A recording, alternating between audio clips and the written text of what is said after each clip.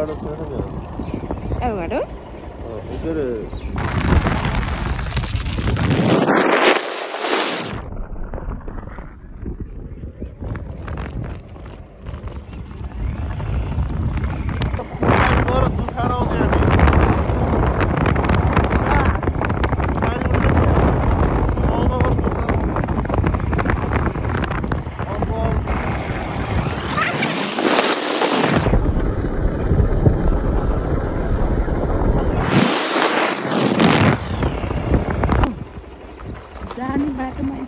भेट्यो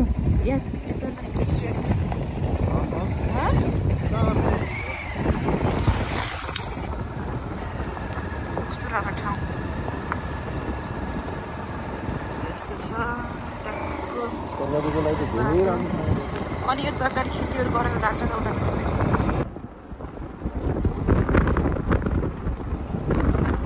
कुपिन्डीदेखि जाने बाटो हो यो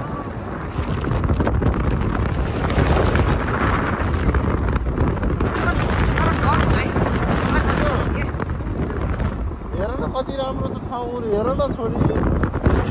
राम्रो छ है तिमीलाई मन परेछ फेरि आउने हो आऊ भन्छ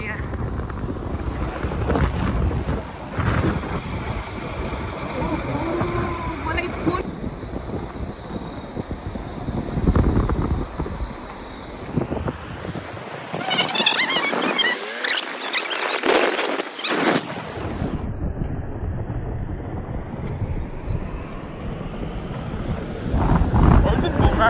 नास्ता खाएर आएन र अनि भाँडा माझ्नु पर्यो त कहिले गर्छ त बुढाइ तर कस्तो ट्याक्कै कस्तो राम्रो आएको छ क्या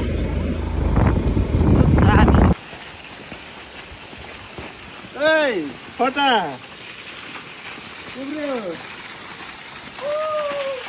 झरना के हो यो झरना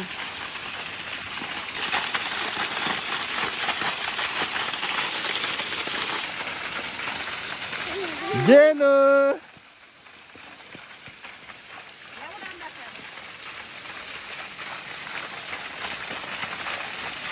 कुपिन्डी दहलाको अब हामी यहाँबाट प्रवेश गर्नु पर्यो होइन यहाँ पनि आउँथ्यो कि है बियर पास गर्ने अनि स्कुल चलाउने कसले त दुईजना चलाउनुहुन्छ तर अलिअलि यदि लामोसँग चलाउनु त बाटो सिधा राम्रै थियो बाटो त्यस्तो खराब थिएन अब आउनुहुन्छ पछि राम्रो छ पुरै एउटा पर्छ त्यही त हजुर टिकट हो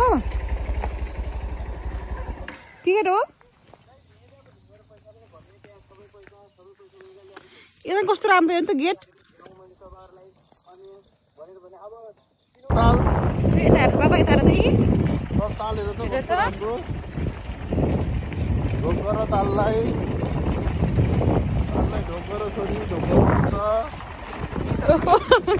कसरी ढोक गऱ्यो भन फेरि बाबा है कसरी ढोक गऱ्यो रे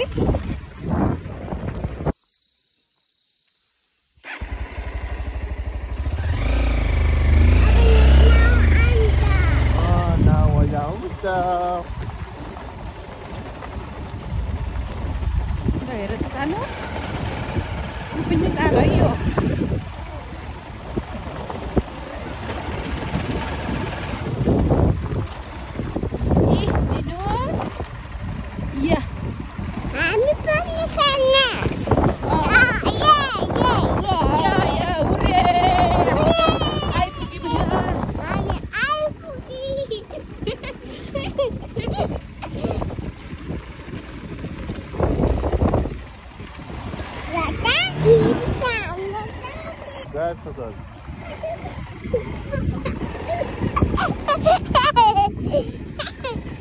अब हामी आइपुग्यौँ चिनो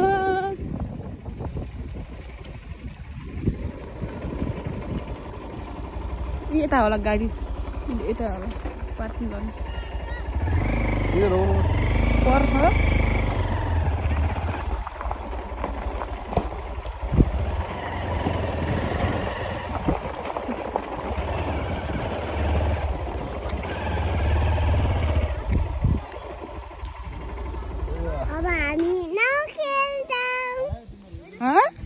अब हामी नखेल्छौँ बिचरा हो न हाच्छौँ जोरौँ कुपिन्डो तालमा अब कुपिन्डो किनेर कुपिन्डो पनि बहुत ठुलो रहेछ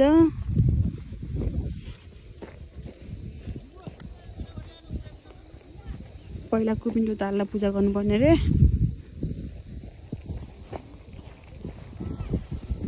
जेनीको फर्स्ट टाइम कुपिन्डो दा जिनु जिनी वाउ जेनु भन मम्मी पापा आउनु भयो अहिले जेनु पनि आउनु भयो हाय जेनु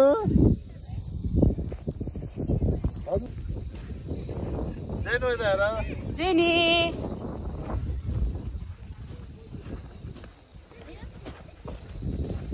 कुपिन्डो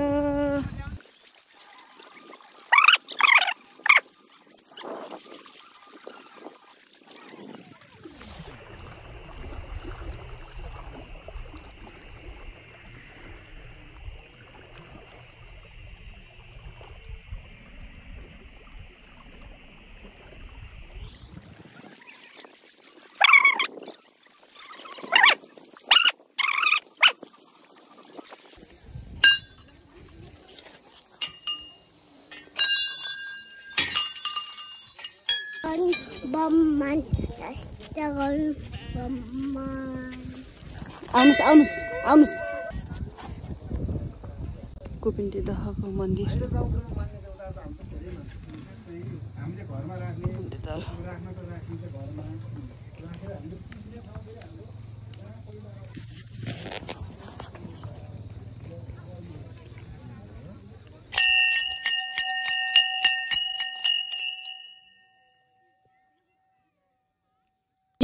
भनेको मान्छे अब कहाँ जाने अब नाउ खेल्ने हो हो र ल ल भनेको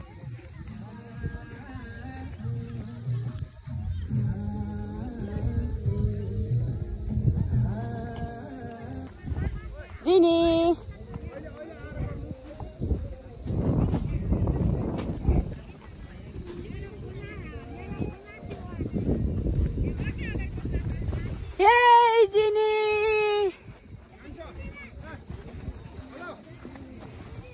राम्रो आछ है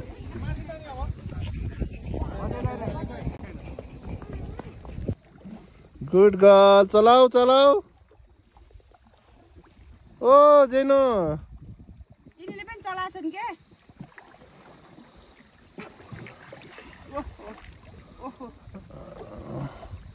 ओहो दादा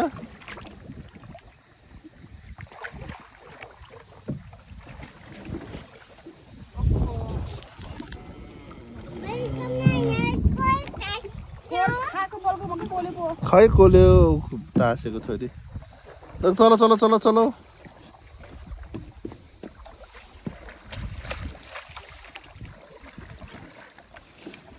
भयो भयो अब भयो है छोरी हात दुख्छ अब आमासँग बस्छ न मम्मासँग है लैजाएर यसो यो झन्डा झन्डा हेर झन्डा के को झन्डा यो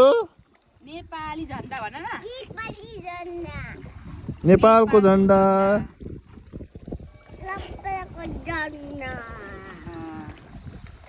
आनीलाई मिस यु आनी भन न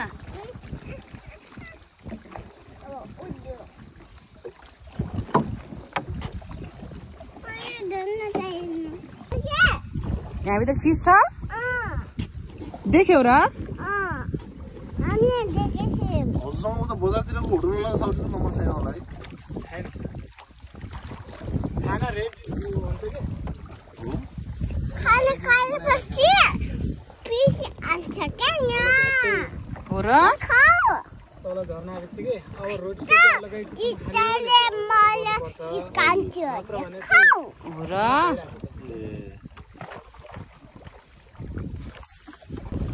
जिने तिमी आज कहाँ छौ भन त आज म बोटिङ खेल्न मजा आछ हो र अनि आनीलाई मिस गरेछौ कि नै हो यस्तो जान्ने छोरी कस्तो होला है तिमी पनि यस्तो खतरा गराउ न यसरी घुमाउ न त्यसै गरे 12, 15, 18 हातको हुन्छ त्यो कति हातको डोरी थियो त्यो थाहा भएन ढर्या बनाए पाखा बाँधे अनि ढर्या तल फाले ढर्या कुनै ढुङ्गामा अड्कियो तल त्यो के गरे अब स्वास्नी पनि सँगैमा हो त्यो घुस्लो पस्न आयो त्यो दुई थियो अरे अनि त्यसपछि अर्को पसेछ फेरि बचाउनलाई उसलाई पनि तिनको बाँच्नु लेखेको भयो बेसी ऊ भइहाल्थ्यो त्यसलाई पनि चपचपा समातेै गऱ्यो जबरजस्ती आस्नमा लग्यो अरे अनि ऊ बडा मुस्किलले छुटेर आयो भने आफू पनि मर्दैन त्यहाँ डुबे यस्तो गर्नु म मलाई हात दिनुस् त है या नाइ त म यता मिल्कुन आएको थिएँ परिवारसँग मिल्कुन छोरी के गरे त्यो समीर एक्लै त काम गर्नु लाग्थ्यो होला बिचरा भ्याएर होला कि त्यो टेबल भन्ने होला स्विमिङ पुल खेल्ने भनेको ए ओके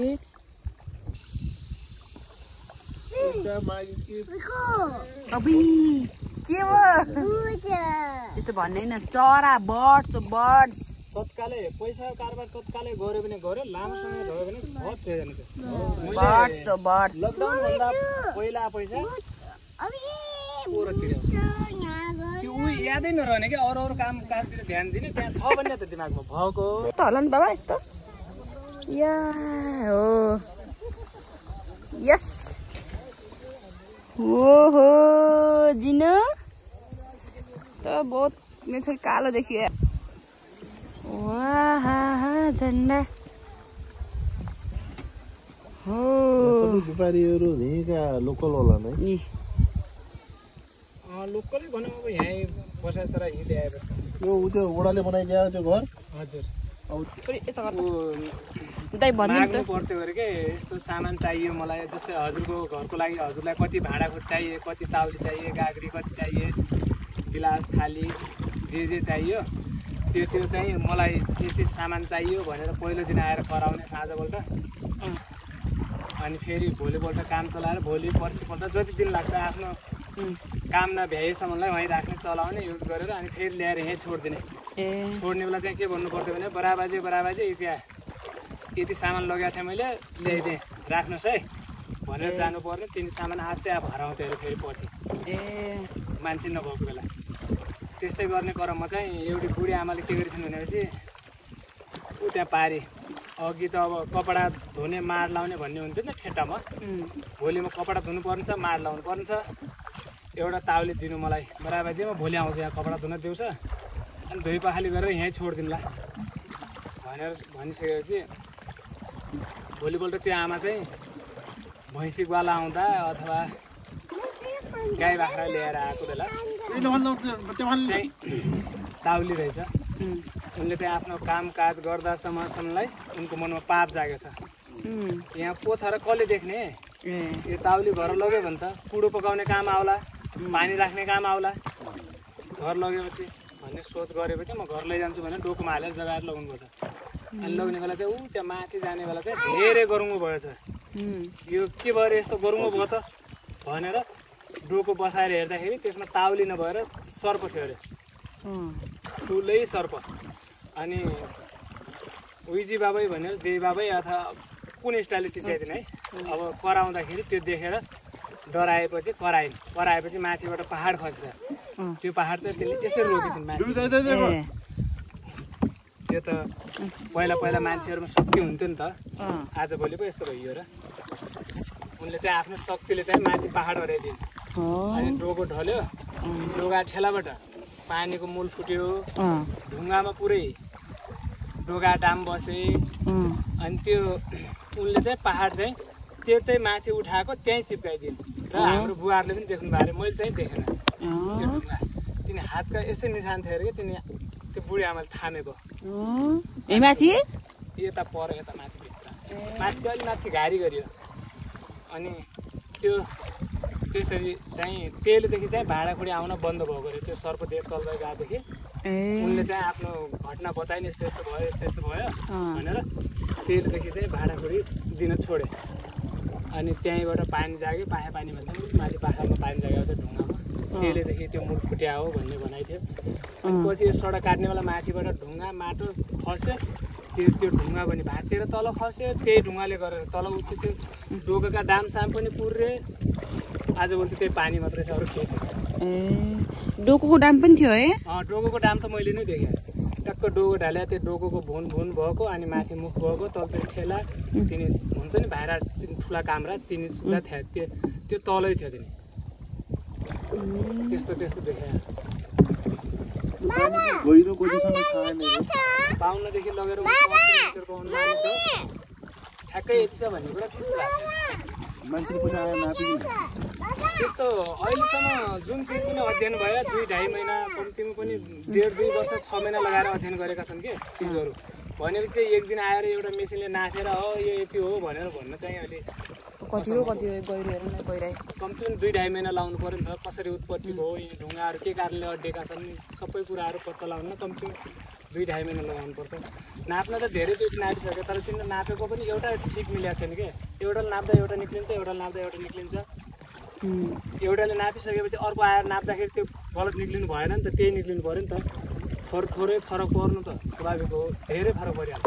पानी घट्ने बढ्ने हुन्छ यहाँ? पानी घट्ने बढ्ने चाहिँ हुन्छ।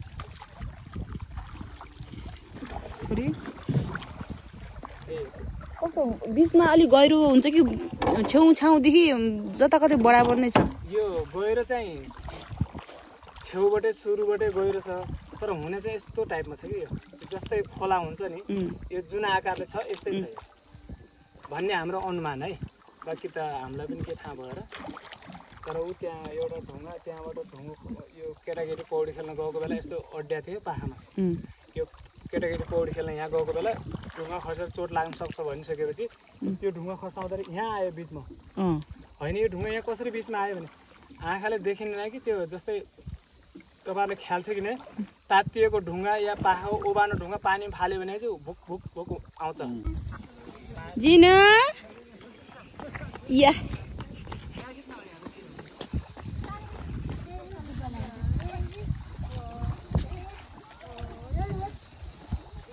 कहाँ गए थे?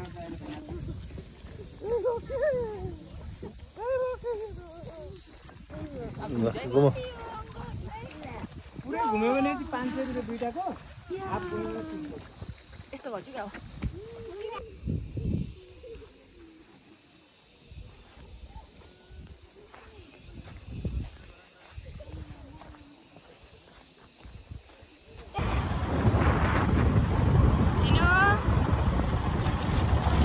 Baby.